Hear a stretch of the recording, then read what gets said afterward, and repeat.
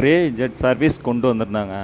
Oil வந்து அவங்களே வாங்கி குடுத்துட்டாங்க. மோட்டோல ஆயில் இது வந்து பார்த்தீங்கன்னா, ரூ. 560 இந்த ஆயில் வரும். கூப்பன் ஒரு ரூ. 40 வந்துரும்.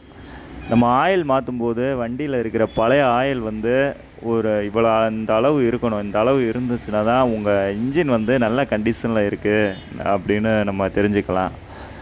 சரியில்லாத கண்டிஷன்ல இருந்துச்சுன்னா, ஆயிலோட அளவு வந்து குறைஞ்சிரும்.